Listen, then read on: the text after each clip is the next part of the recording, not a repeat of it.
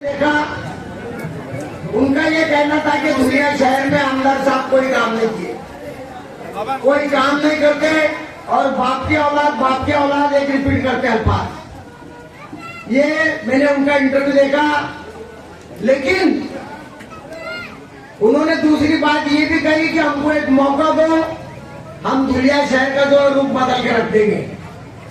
3 दिन 4 दिन पहले उनका एक इंटरव्यू आया, हिंदू वोट करेगा और हिंदू विकास करेगा। तो दोस्तों, ऐसे कुछ इंटरव्यू भड़काऊ देकर वो हिंदू समाज को एक करने की कोशिश कर रहे हैं। लेकिन मैं उनके कुछ 2-3 बातों का खुलासा करना चाहूंगा। तुमको हमने एक मौका दिया, महापालिका के अंदर धुलिया शहर के लोगों ने तुम्हारे 50 से ज्यादा नगर सेवक चुन के दिए। 5 साल तुम्हारा महापौर रहा और धुलिया शहर के अंदर ये हालात हो गए कि हमारी बस्ती में हमारी माँ बहनों को पानी तक नहीं मिलता था। ना घंटा गाड़ी आती थी, ना कचरा गाड़ी आती थी, ना सफाई कामगार आते थे, ना पूरी तरह से लाइट था, ना शहर के अंदर रस्तों का कोई मुकम्मल इंतजाम था, ना गटरें निकलती थी, ना गटरें बनती थी। तुमको हमने एक हाथी बहुमत दिया, तमाम धुलिया शहर के लोगों ने। तुमको कोई विरोधी नहीं था महापालिका के अंदर।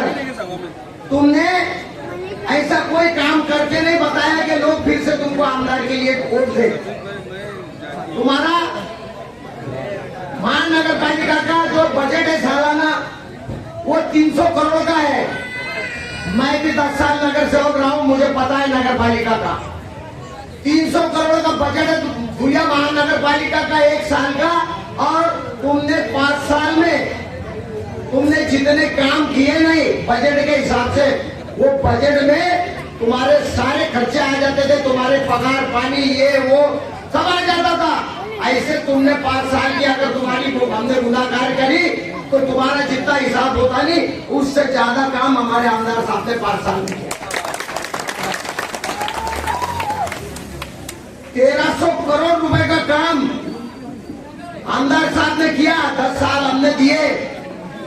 तुमको खाता तुम्हारा था, मंत्री था, संरक्षण मंत्री बने, राज्य मंत्री बने। 10 साल में तुमने 10 लाख का काम मुस्लिम भाग में किया होगा तो तुम वो भी बता दो। तुमने सिर्फ जातिवाद किया, तुमने सिर्फ हिंदू मुसलमान किया और आज भी तुम सिर्फ जातिवाद कर रहे हो।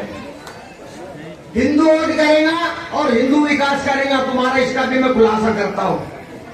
तो हिंदू ने इसके पहले भी हिंदू को ही वोट किए और मुसलमान ने भी इसके पहले हिंदू को ही वोट किया। हिंदू ही आमदार चुनकर आया, हिंदू ही खासदार चुनकर आया। तो हिंदुओं ने, आमदारों ने और खासदारों ने मुस्लिम बस्ती को छोड़ो। धुलिया का कितना विकास किया पहले इसका तफसील सामने रखो, फिर वोट मांगो। तुम जो कह रहे कि हिंदू वोट करेगा और हिंदू विकास करेगा, तो हमारा आमदार साहब तो आजादी के बाद में 78 साल में पहली बार चुनकर आया मुसलमान। हमने भी तो तुमको ही वोट दिए, आमदार हो खासदार हो। अरे यहाँ तक कि रेशमा भोए आदमी है कि औरत है, हमने ये भी नहीं देखा, सिर्फ वोट दिया। ये कई बरस तक तो 10-12 साल तुम चुन के आने के बाद में हमको पता ही नहीं चला ये शख्स आदमी था क्या औरत था। रेशमा नाम था, जबरदस्ती लेडीज लोग, ये तो बाद में पता चला कि वो आदमी है। तो मैं आपको बताऊं, तुम जो कह रहे हो कि आमदार साहब ने काम नहीं किया, तो तुम लाओ तुम्हारे खाता साहब ने कितने काम किए 10 साल में। तुमने महापालिका के माध्यम से कितने काम किए धुलिया शहर के अंदर, वो बताओ। मुस्लिम बस्ती में तो तुमने काम ही नहीं किए। एक लेटर लिखने के लिए, एक लेटर दवा खाने में जो लगता है पेशेंट के लिए, उसके लिए गए हम तो वो भी नहीं मिला। एक डीपी ट्रांसफर करने का, इधर से उधर ट्रांसफर करने का, जगह बदलने की, उसके लिए खासदार का लेटर मांगा एग्जीक्यूटिव इंजीनियर ने, उसके लिए गए तो वो भी नहीं मिला। लेकिन हमारे आमदार साहब ने मुस्लिमों के अलावा तुम्हारी बस्तियों में करोड़ों रुपए के काम किए। आज हम फकर से कहते हैं। ऐसा लोक प्रतिनिधि चाहिए जो चुन के आने के बाद में किसी समाज का नहीं है, जो किसी जाति का नहीं है, जो किसी मजहब का नहीं है। वो आमदार पूरे शहर का है, हिंदुओं का भी है, मुसलमानों का भी है, सिखों का भी है, ईसाइयों का भी है, दलितों का भी है। ऐसा अंदर हमने धुलिया शहर में चुन के भेजा और जिन्होंने पूरे धुलिया शहर की नुमाइंदगी की उन्होंने कभी जातिवाद नहीं किया। आमदार साहब ने मुस्लिम कब्रिस्तान के लिए निधि दिया, हिंदू शमशान भूमि के लिए भी निधि दिया, करोड़ों रुपए की विद्युत दाहिनी। जब कोरोना के अंदर लकड़ी नहीं मिल रही थी, हिंदू भाइयों को जलाने के लिए उनके गतिविधि के लिए जब लकड़ी नहीं मिल रही थी, उस पीरियड में लकड़ी उपलब्ध कराई। गैस नहीं मिल रहा था, बड़ा गैस का टैंक उपलब्ध कराया, ऑक्सीजन का। 1.5 करोड़ की 2 करोड़ की दो विद्युत दाहिनी हिंदू भाइयों के अंतिम संस्कार के लिए दी। विठल मंदिर के लिए जो 100 साल पुराना मालेगांव रोड पे विठल मंदिर है, उसके लिए लाखों रुपए का निधि दिया। हिंदू बस्तियों में लाखों रुपए का निधि दिया। वीर सावरकर पुतले को लाखों रुपए का निधि दिया। और जो भी हिंदू बस्ती से लोग आए, आमदार साहब को निवेदन दिया, आमदार साहब ने वो निवेदन स्वीकार किया और मैं जल्दी आपके काम की तजवीज करता हूँ, ऐसा आश्वासन दिया। और इंशाअल्लाह वहां पर 3-4 महीने में उनकी हिंदू भाइयों की बस्तियों में भी काम शुरू किया। मैं फिरा कदम बांटे नगर में, मैं गया कई हिंदू बस्तियों में, एकता नगर में, कई जगह फिरा मैं, तो वहां के लोगों का ये कहना था कि हमको 70 साल हो गया आजादी के बाद में हमारी बस्ती में अब तक रोड नहीं बना। ये तुम्हारा पहला मुस्लिम आमदार चुनकर आया जिसने हमारी बस्ती में काम किया। मेरे बुजुर्गों दोस्तों, मैं पहले भी आपको बताया कि आमदार तो किसी समाज का जाति का होता ही नहीं, पूरे शहर का रहता है। उनको जिसने वोट दिया उनका भी और जिसने वोट नहीं दिया उनका भी। लेकिन विकास पे बात नहीं हो रही, तरक्की कामों पे बात नहीं हो रही। बात सिर्फ दुनिया में जो हो रही, हिंदू मुसलमान हिंदू मुसलमान हिंदू मुसलमान। जिसको हमारे एक हिंदू भाई को जिसको टिकट मिला बीजेपी का, वो सिर्फ यही कहने में लगा हुआ है, हिंदू एक हो जाओ, हिंदू एक हो जाओ, बटेंगे तो कटेंगे। अरे ये कहाँ की तहजीब है? तुम कहाँ के, क्या यूपी बिहार बनाना चाहते हो दुनिया को? कौन से हिंदू कटे आज तक यहाँ पर? कितनी दंगलें हुई, कितने कत्लेआम हुआ तुम्हारा बताओ?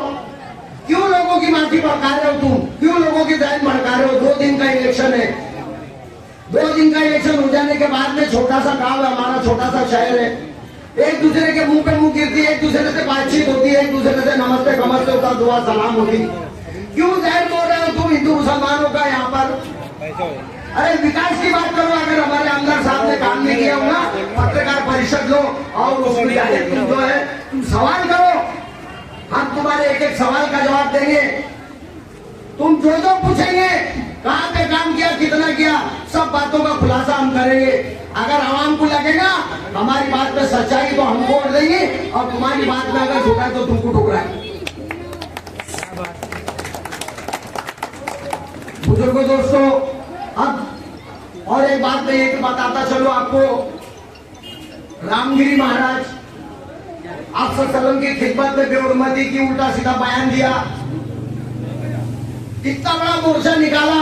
हमारे इम्तियाज जलील साहब ने ईमान की जानिब से, हमारे आमदार साहब, हमारे धुलिया के कुछ लोग, सारे महाराष्ट्र से लोग पहुंचे, वहां पर विरोध किया।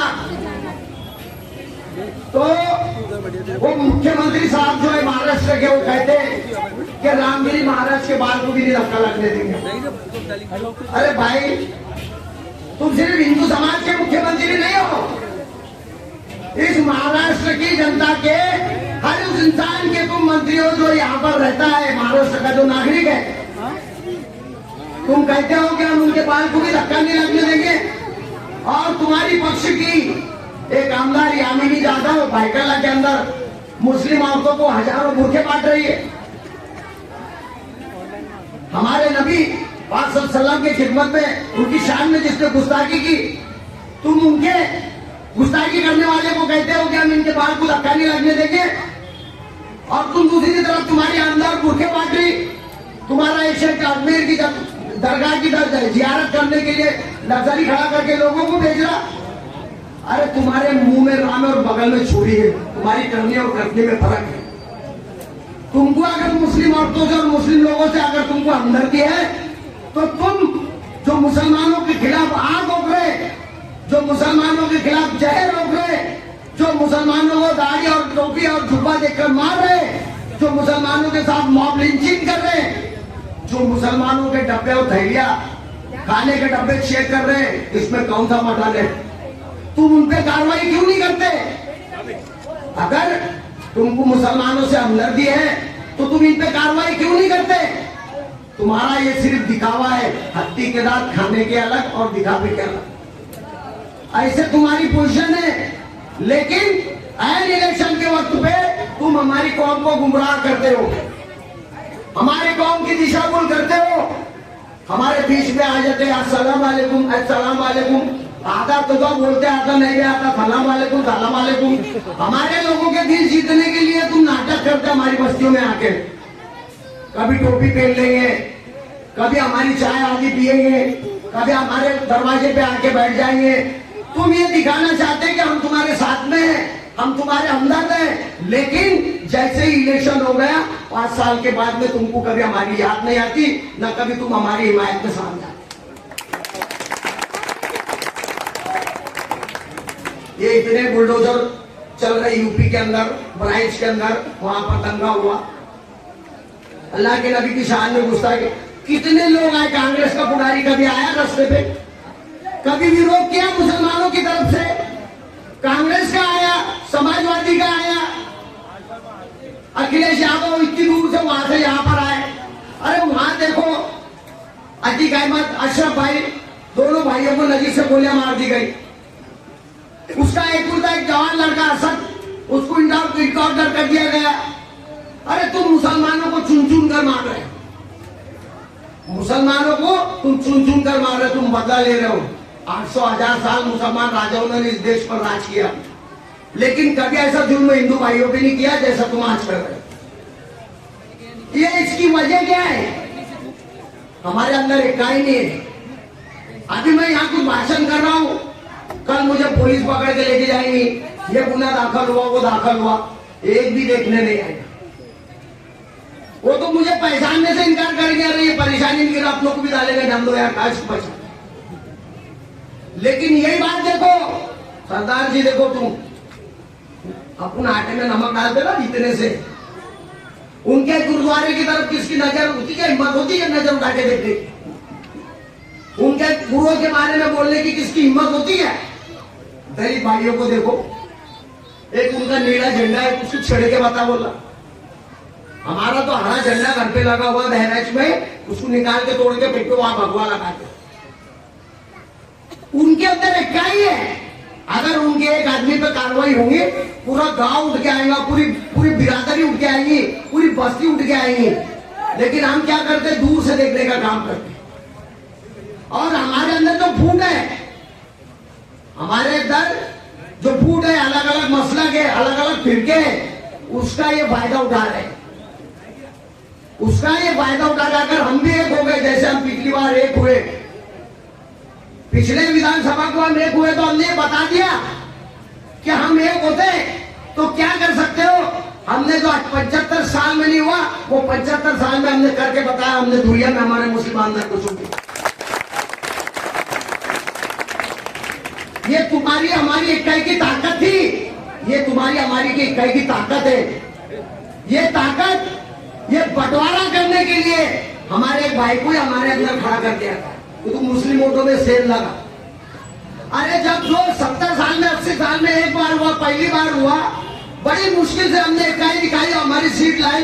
तुम दूसरे को खड़ा कर देना, हम आपस में लड़ेंगे, तो तुम्हारा भाजपा का तीसरा आ जाएगा। तुम समझो ये बात को। ये जो पैसा बट रहा है, ये जो ऑफिसें खुली जा रही है, ये 2 लाख का 4 लाख का स्टेज जेल रोड पे बैठा है, ये पैसा किसका है? कौन बांट रहा है पैसा? ये पैसा सब बीजेपी वालों का है। ये तुम्हारे घर तक भी आएंगे, तुमको भी पैसा देंगे, तुमको फूट डालने की कोशिश करेंगे, तुमको लालच बताएंगे और तुम्हारे वोटों की खस्ता हाल करके, डिवाइडेशन करके हमारी सीट को नुकसान पहुंचाने की कोशिश करें। हमको इनके मंसूबों को समझना होगा।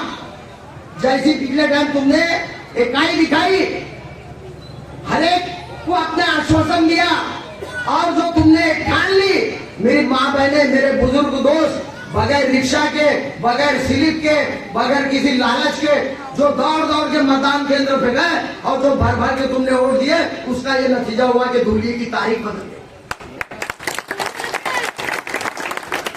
ये तारीख को हमको दोहराना है। हमारी सीट अंधी बहरी में नहीं आई, हमारी ताकत की बदौलत आई। हमारे को लापरी नहीं लगेगी। हम एक होते तो क्या कर सकते, हम एक हुए तो हमने क्या किया, और आने वाले दिनों में हम एक होंगे तो क्या कर सकते, ये फिर से हमको बताना होगा। अस्सलाम वालेकुम। लेता हूँ, मुझे बचाना समुंदर की जिम्मेदारी है, और दुआ करो कि सलामत रहे मेरी हिम्मत। ये चिराग कल लाखों को भारी है।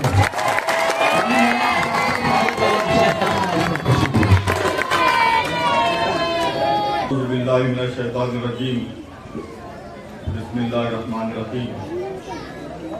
नहमदुहु व नसल्ली अला रसूलिहिल करीम। अम्मा बाद। आज के इस अज़ीम शान जलसे के सदर, इस मोहल्ले के अजीम शख्सियत लल्लू हाजी साहब, यहाँ पर मौजूद हमारे माजी नगर सेवक, साबिर पत्रकार मलिका मैडम, निसार भैया, मालेगांव से आए हुए हाजी अनीस साहब, सभी साथियों, बुजुर्गों और दोस्तों, कि मैं रुका नहीं, मैं थका नहीं, किसी गैर के आगे झुका नहीं। मैं रुका नहीं, मैं थका नहीं, किसी गैर के आगे झुका नहीं। मुझे रब ने जो भी अता किया, मैंने अपना फर्ज अदा किया। सबसे पहले आप सभी लोगों का तहे दिल से शुक्रिया अदा करना चाहूंगा कि आज से 5 साल पहले आप सभी लोगों ने मुत्तहिद और मुत्तफिक होकर मेरे लिए मेहनतें की थी, मेरे लिए दुआएं की थी, मुझे अपने कीमती वोटों से नवाजा था। और उसी वजह से अभी हमारे साबिर भैया ने बताया कि हिंदुस्तान आजाद होने के बाद पहली मर्तबा इस शहर से एक मुस्लिम आमदार चुनकर आया था। मैं चुनकर आने के बाद जब मैंने पूरे शहर का जायजा लिया कि इस शहर में मुझे क्या क्या करना है, उसके बाद मैंने अपने कौम और समाज का जायजा लिया कि हमको अपनी कौम और समाज के लिए क्या क्या करने हैं। तो एक तवील फहरिस्त तैयार हुई। मैं रात भर सो नहीं पाया।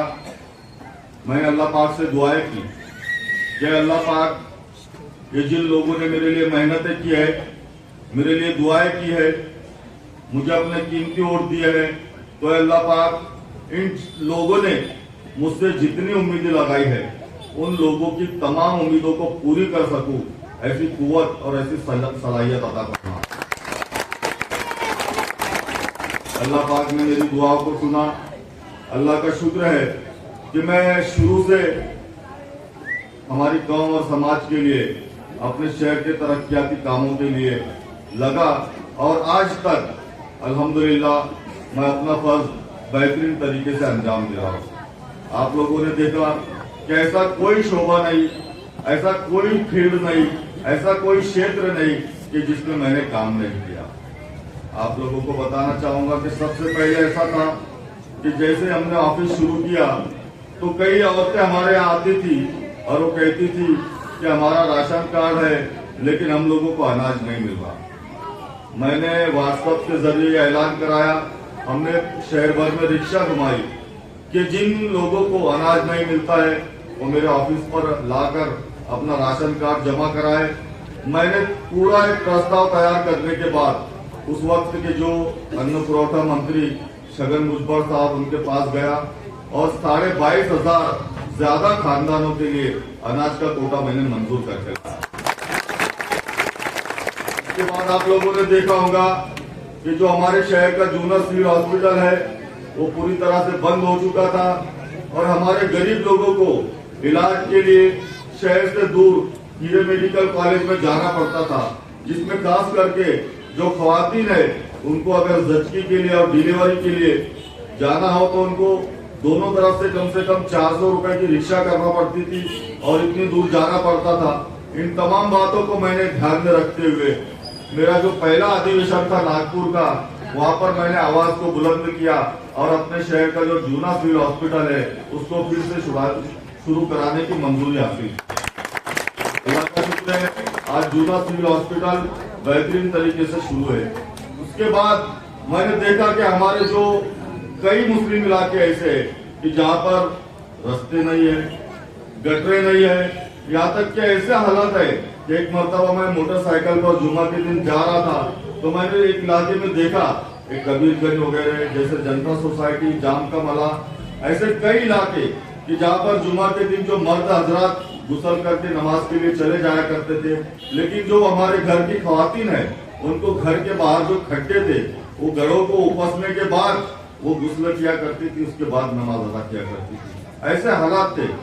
बारिश के दिनों में हमारे लोगों को मोटरसाइकिल दूर लगाकर पैदल अपने घरों तक जाना पड़ता था। ऐसे हालात थे तो मैंने गटरों का इंतजाम किया, सड़कों का इंतजाम किया और सिर्फ मुस्लिम इलाकों में ही नहीं बल्कि गैर मुस्लिम भाइयों के भी इलाकों में मैंने पूरी तरह से काम किया।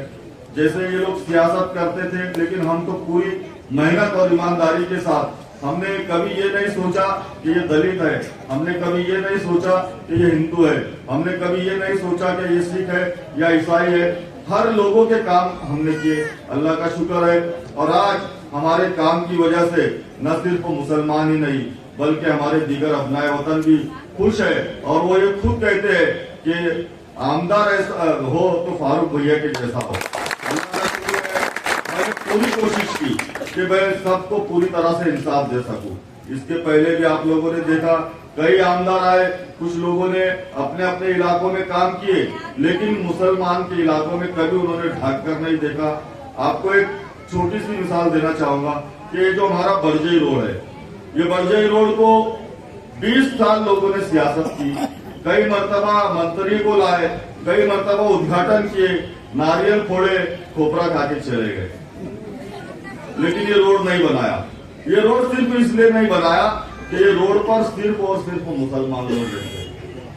ये रोड पूरी तरह से मुस्लिम इलाकों से होकर गुजरता है, इसलिए रोड को नजरअंदाज किया गया। अल्लाह का शुक्र है कि आप लोगों ने अपना आमदार चुनकर दिया और आपके आमदार ने आपका रोड बेहतरीन तरीके से तामीर करके दिखाया।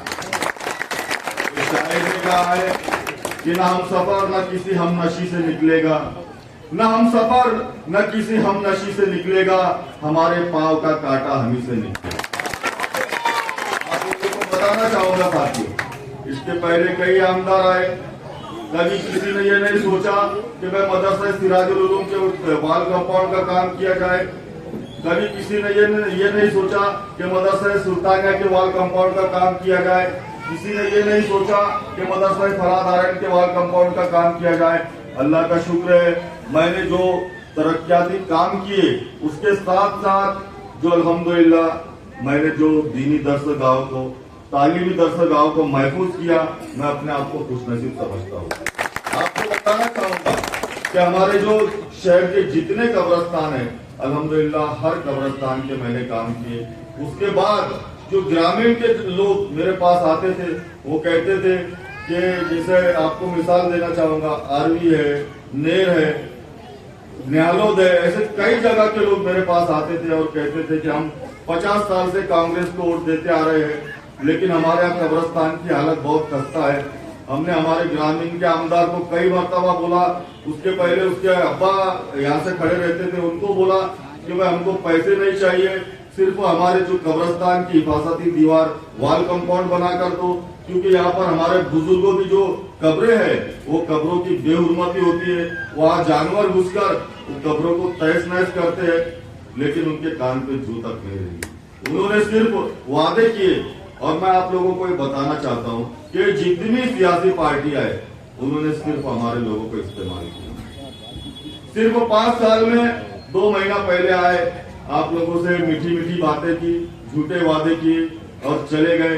कभी उन्होंने ये नहीं सोचा कि ये मुसलमानों के कब्रिस्तान का वाल कंपाउंड हम लोग करेंगे, क्योंकि वो लोग सिर्फ सियासत करते हैं। कुछ लोग बोलते हैं कि हम लोग 80% राजकारण करते हैं और 20% समाजकारण करते हैं, लेकिन मैं आप लोगों को बोलना चाहूंगा कि हम 0% राजकारण करते हैं और 100% समाजकारण करते हैं। हमारी कोशिशें रही कि हर समाज के लोगों को न्याय मिले, हर समाज के लोगों का काम हमारे जरिए हो।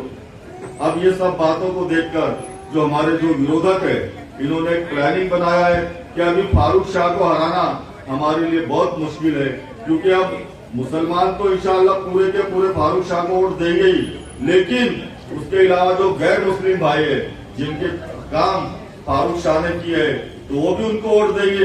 तो इसलिए उन्होंने एक चाल की कि भाई हम लोग भाजपा के, हम सीधी तरीके से तो मुसलमानों के वोट खरीद नहीं पाएंगे, तो उन्होंने एक आवले बावले को लाकर छोड़ दिया। इसको पहले उन्होंने ये कोशिश की कि शहर से कोई मुस्लिम लीडर को पकड़े, उनको बोले कि भाई तुम इलेक्शन लड़ो, फारूक शाह की वोट खराब करो, तुम्हारे इलेक्शन का खर्चा हम देंगे। लेकिन अल्लाह का शुक्र है जो मेरे शहर के जितने मुस्लिम लीडरान है, अल्लाह का शुक्र है वो बहुत सूझबूझ रखते हैं। उन्होंने ये कहा कि फारूक शाह हमारा भाई है, फारूक शाह हमारा बच्चा है, अच्छी तरह से कौम की खिदमत को अंजाम दे रहा है, तो हम उसकी मदद करेंगे, उसके सामने हम उम्मीदवारी नहीं करेंगे। तो उन्होंने फिर पुणे से पार्सल लेके आया और वो अबू आसिम आजमी जो अपने आप को मुसलमानों का लीडर बोलते हैं, वो बोलते हैं कि मैं मुसलमानों के हुकूक के लिए लड़ता हूँ। आप उनसे सवाल पूछिए कि यहाँ 75 साल बाद पहली मर्तबा एक मुस्लिम आमदार चुनकर आया, और अगर आप मुसलमानों के सच्चे रहनुमा होते तो आप यहाँ से सीट खड़ा ही नहीं करते।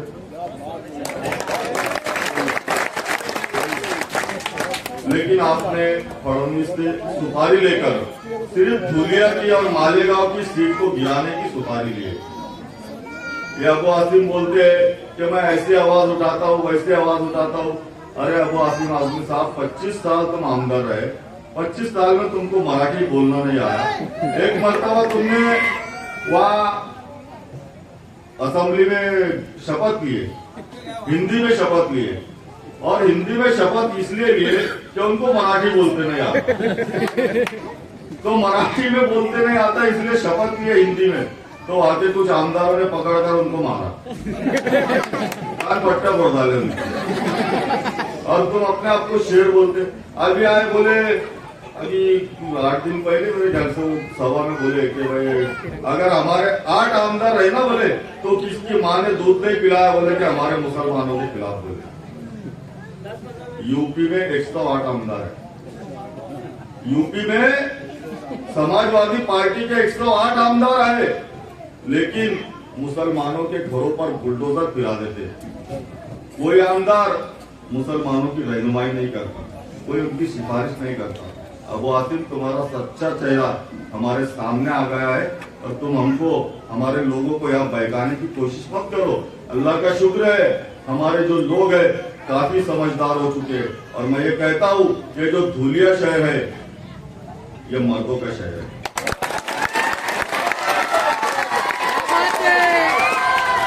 ये जो धुलिया शहर है ये मर्दों का शहर है, और इंशाअल्लाह यहाँ के जितने लोग हैं वो सिर्फ मर्दों की क़यादत करते हैं।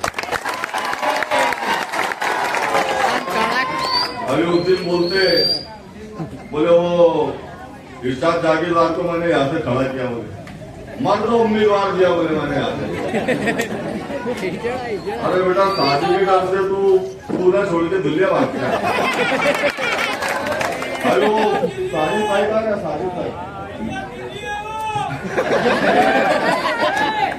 वो साजिद भाई ने मुझे बोला कि बोले भैया वो इरशाद जागीरदार को उसके अब्बा ने बुलाए, उसको बोले बेटा तू शादी कर ले। बोले बेटा अभी तू बड़ा हो गया, तू शादी कर ले। वो शादी के डर से बोले पूना छोड़ के दुनिया भाग। अब तुम बोलते मर्द उम्मीदवार दिया हो। मैं आप लोगों को बताना चाहूंगा साथी कि यहाँ पर एक योगी की नाजायज औलाद है।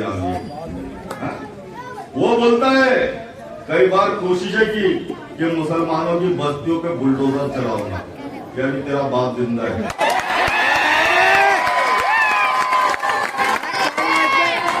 गरम करोगे करम करेंगे, गरम करोगे करम करेंगे, सितम करोगे सितम करेंगे, हम आदमी है जरा से हटके, जो तुम करोगे वो हम।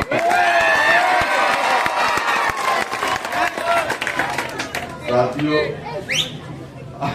आप लोगों की आवाज बनकर उस तक एक पैगाम पहुंचाना चाहूंगा कि बेटा अभी मैं आमदार है तो अभी बहुत लिमिट में रह रहा हूं।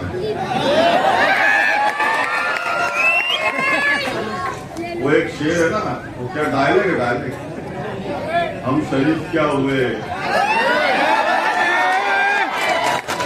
हम शरीफ क्या हुए, सारी दुनिया बदमाश है। लेकिन जब मेरी कौम और समाज पे कभी आश आई ना, तो फिर से हथियार उठाना जानते हैं। आप लोगों को एक बताना चाहूंगा साथियों, आप लोगों ने देखा पिछले 5 साल में भाजपा के 50 नगर सेवक थे, भाजपा का खासदार था, उन्होंने बहुत कोशिशें की मेरे कामों को रोकने की। वो खासदार वहां गया, मंत्रालय गया, मुख्यमंत्री को बोले फारूक शाह के कामों को स्टे लगाओ बोले। फारूक शाह को ऐसा आवला बावला नहीं, उसके अलग में से छीन के लाया। अब बेटा तूने तो सिर्फ तेरा निधि रुका था, तेरी कैसी विकेट लिया फिर? अभी तो दूसरी वाक्य इंशाल्लाह 20 तारीख को मिलेगी। तो साथियों, आप ठंडे दिमाग से सोचिए कि इन लोगों से मुकाबला करना, इन लोगों से टकराना और इन लोगों के हलक से निधि खींचकर लाना और अपने इलाकों में इस्तेमाल करना, ये कोई सादे लोगों का काम नहीं है। ये सिर्फ आप लोगों की मोहब्बत, आप लोगों की दुआओं का नतीजा है। अल्लाह का शुक्र है, ये आपका आमदार हर तरह से सक्षम है। जहाँ भी कौम और समाज की बात आएगी इंशाअल्लाह ताला हमारा हक मांग के नहीं बल्कि छीन के लेने की बात करूंगा।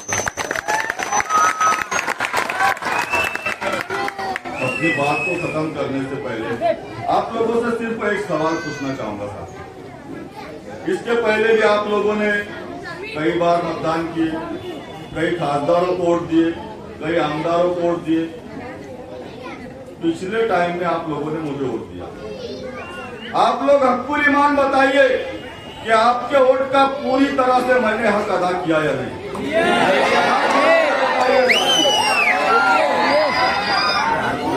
कलमा शहादत की उंगली उठाकर बताइए साथियों कि मैंने आप लोगों का हक पूरी तरह से अदा किया।